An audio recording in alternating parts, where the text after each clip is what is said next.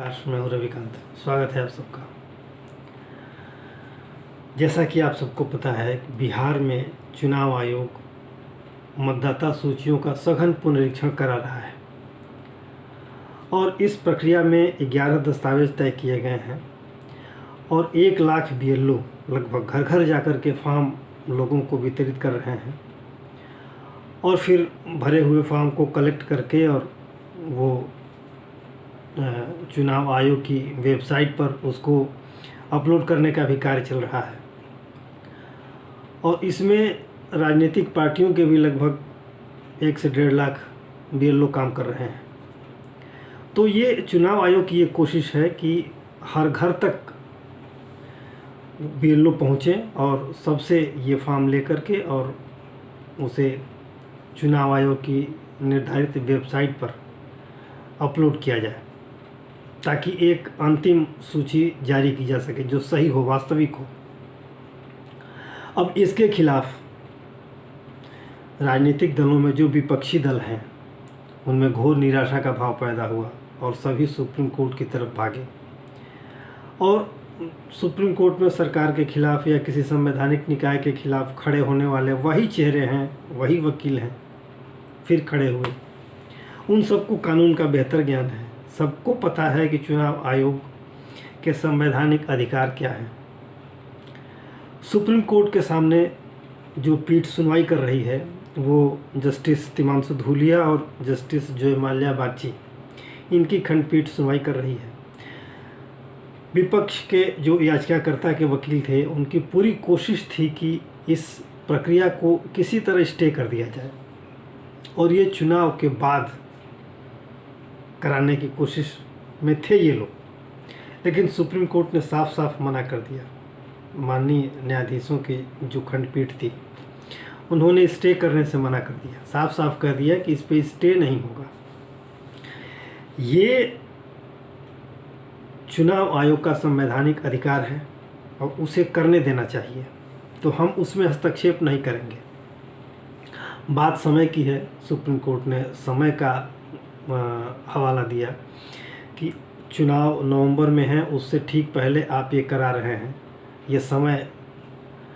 तो उस पर जो निर्वाचन आयोग के वकील थे उन्होंने जवाब दिया, कहा कि चूँकि 1 लाख BLO हैं और करीब 1.5 लाख राजनीतिक पार्टियों के BLO हैं, तो ये सबसे हम घर घर पहुंचने की कोशिश कर रहे हैं और ये 1 महीने में ये कार्यक्रम पूरा हो जाएगा, हम 1 महीने में कर लेंगे। और पूरा अपना विस्तृत ब्यौरा दिया सुप्रीम कोर्ट को। फिर दस्तावेज़ों के बारे में जो बात आई तो उसमें आधार कार्ड, राशन कार्ड और चुनाव पहचान पत्र, इनको शामिल नहीं किया गया। इसकी चर्चा हुई। सुप्रीम कोर्ट ने ये कहा आप जो दस्तावेज़, जो 11 दस्तावेज आपने तय किए हैं, आप उनको रखिए, लेकिन कोशिश ये भी करिए कि इन 3 दस्तावेज़ों को भी, कौन कौन, आधार कार्ड, मतदाता पहचान पत्र और राशन कार्ड, इनको भी शामिल करिए। अगर संभव हो, इससे आपकी पहचान स्पष्ट हो जाती हो, उस मतदाता की पहचान स्पष्ट हो जाती हो, तो आप इनको भी शामिल करिए। तो इस पर जो चुनाव आयोग के वकील थे उन्होंने कहा कि ये भी स्पष्ट है कि मतदाता पहचान पत्र बनना आसान है, कोई भी बना सकता है या बनता भी है। ऐसे बहुत से गिरोह पकड़े गए हैं। आधार कार्ड बनाने वाले गिरोह पकड़े गए हैं, फर्जी राशन कार्ड बनाने वाले गिरोह पकड़े गए हैं और ऐसा फर्जी तरीके के कागजात तैयार करके इस देश के तमाम क्षेत्रों में लोग इधर उधर उसका उपयोग उठा रहे हैं, उसका लाभ उठा रहे हैं, विभिन्न क्षेत्रों में लाभ उठा रहे हैं। तो इसको स्पष्ट करते हुए माननीय न्यायाधीशों ने कहा कि आप ये कोशिश करिए, कोई बाध्यकारी नहीं है, जो उचित हो आप वही करिए, लेकिन इनको भी शामिल करने के लिए प्रयास करिए। खैर, वो दस्तावेजी बात हो गई। सबसे बड़ी बात ये है कि जो ये एक संवैधानिक कार्य है, याचिकाकर्ता के वकीलों ने कहा कि ये नागरिकता तय कर रहा है चुनाव आयोग, जबकि उसका अधिकार नहीं है। चुनाव आयोग ने कहा कि हम नागरिकता तय नहीं कर रहे हैं। सुप्रीम कोर्ट की खंडपीठ ने भी कहा, माननीय न्यायाधीशों ने भी कहा कि ये नागरिकता तय करने का अधिकार तो गृह मंत्रालय का है। तो चुनाव आयोग के वकील ने कहा कि निश्चित रूप से हम नागरिकता नहीं तय कर सकते, ये अधिकार गृह मंत्रालय को है। लेकिन हर भारतीय नागरिक को वोट देने का अधिकार हो, हर भारतीय नागरिक वोटर बने, ये देखना हमारा काम है। कोर्ट भी इससे सहमत था, माननीय न्यायाधीश इससे सहमत हुए और ये सही भी है। नागरिकता तय करने का अधिकार निश्चित रूप से गृह मंत्रालय को है, लेकिन हर नागरिक वोट दे, ये अधिकार देने का उपक्रम तो चुनाव आयोग को है। और चुनाव आयोग को ये देखना भी चाहिए, देखता भी है कि हर भारतीय नागरिक मतदान में हिस्सा ले और मत देने का अधिकार हर भारतीय नागरिक को ही मिले। ये देखने का काम चुनाव आयोग का है। चुनाव आयोग वही तय करने के लिए ये पूरी प्रक्रिया फैलाया हुआ है, ये पूरी प्रक्रिया कर रहा है। अब ये सोचने वाली बात है, ये देश के लोगों को भी सोचना चाहिए कि एक संवैधानिक कार्य को संपादित करने के लिए एक संवैधानिक निकाय अपनी जिम्मेदारियां निभा रहा है, लेकिन उसके लिए कुछ विपक्षी दल, कुछ विरोधी दल सुप्रीम कोर्ट में ये गुहार लगा रहे हैं कि ये संवैधानिक निकाय अपने संवैधानिक दायित्वों का निर्वहन न करे और सुप्रीम कोर्ट इस पर स्टे लगा दे। क्या वजह है?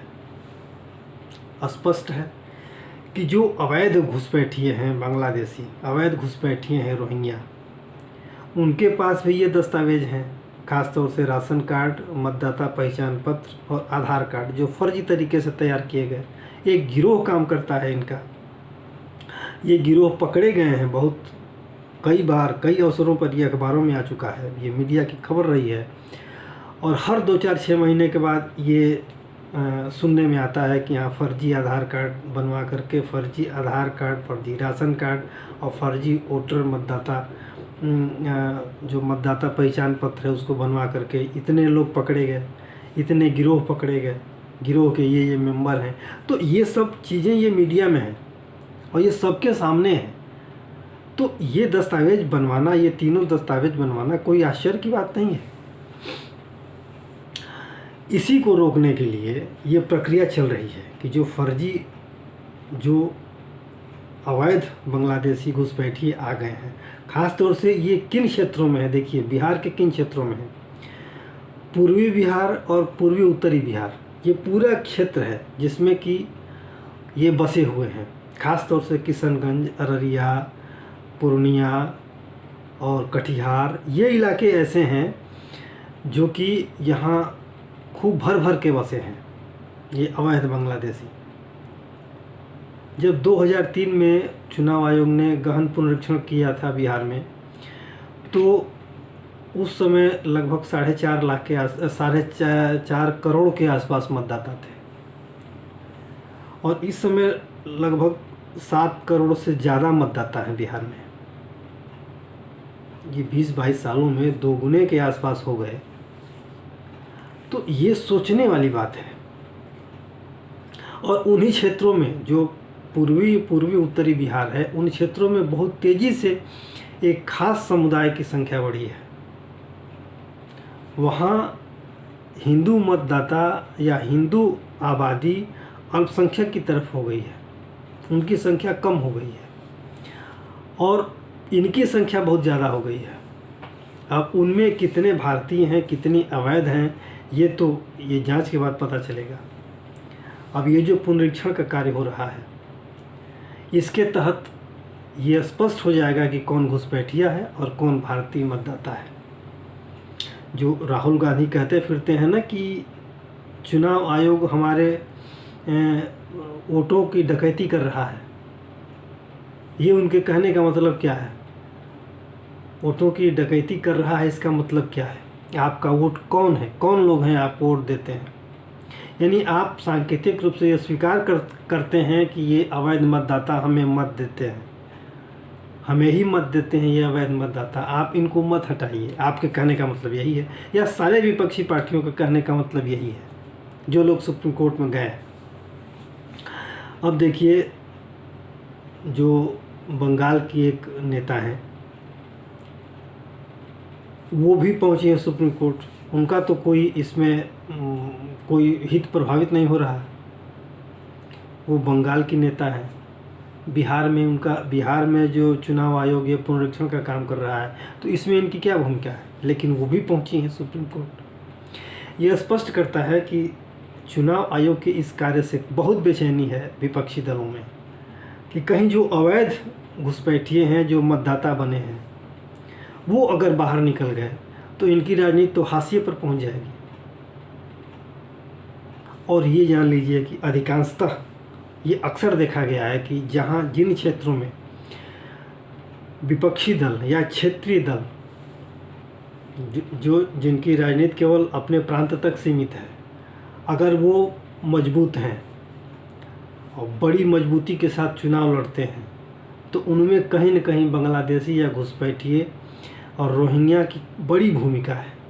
बड़ा मत इनको मिलता है, भर भर के मत मिलता है, जिसकी वजह से वो वहाँ एक आधार की तरह खड़े हैं। और वो ये नहीं चाहते कि उनका आधार ये छीने, उनके इस आधार पर डाका पड़े, वो नहीं चाहते। इसलिए सुप्रीम कोर्ट में इतने बड़े बड़े वकील खड़े हुए और ये लगातार कोशिश चल रही है कि इस पर रोका जाए, लेकिन सुप्रीम कोर्ट ने साफ साफ मना कर दिया। ऑनरेबल न्यायाधीशों ने इसे मना कर दिया स्टे करने से, और ये माना कि ये संवैधानिक अधिकार है चुनाव आयोग का जो कर रहा है। तो सघन पुनरीक्षण का कार्य चलता रहेगा और 28 जुलाई को फिर से सुनवाई है। तो चुनाव आयोग भी चाहता था कि जो 1 अगस्त को जो मतदाता सूची जारी होगी उससे पहले सुनवाई पूरी हो जाए। सभी पक्ष चाहते थे ऐसा। तो अब उस सुनवाई के दौरान अंतिम फैसला क्या आता है ये तो समय की बात है, लेकिन यहाँ एक चीज़ तो स्पष्ट हो गई कि अब विपक्षी दलों में अब ये एहसास होने लगा है कि अब अगर इस तरह से, चूँकि चुनाव आयोग ने सुप्रीम कोर्ट के सामने स्पष्ट किया है कि ये पुनरीक्षण का कार्य अभी बिहार से शुरुआत है, केवल ये पूरे देश में होगा। जब पूरे देश में होगा तो विपक्षी दल सकते में है। अगर पूरे देश से ये घुसपैठिए पकड़े गए, ये फर्जी मतदाता पकड़े गए, तो उनका तो आधार ही खत्म हो जाएगा। बहुत से राजनीतिक दल पर्दे के पीछे छुप जाएंगे। बहुत से राजनीतिक दल की राजनीति जो है वो धरातल से भी नीचे चली जाएगी, औसत से भी नीचे चले जाएंगे। वो सर्वाइव ही नहीं कर पाएंगे। बहुत से राजनीतिक दलों का सर्वाइव करना मुश्किल हो जाएगा। और ये ज़रूरी है। इस देश में मत देने का अधिकार सिर्फ भारतीय नागरिक को है और उसे ही रहना चाहिए। क्यों घुसपैठिए वोट देंगे? क्यों घुसपैठिए हमारे राजनीति में निर्णायक भूमिका निभाएंगे? घुसपैठियों को निर्णायक अवसर देने की आवश्यकता ही क्या है? इससे दो काम होंगे। एक तो राजनीति हमारे भारतीय नागरिकों के हाथ में ही रहेगी, उसके निर्णायक घुसपैठिए नहीं हो सकते। और दूसरा ये कि जब पुनरीक्षण पूरे देश में होगा तो ये घुसपैठिए बाहर होंगे, उनकी पहचान होगी। जब पहचान होगी तो ये बाहर होंगे। तो आज के लिए इतना ही। आशा है ये वीडियो आपको अच्छा लगा होगा। आपसे अनुरोध है कि आप इसे लाइक करें, शेयर करें और सब्सक्राइब जरूर करें। धन्यवाद।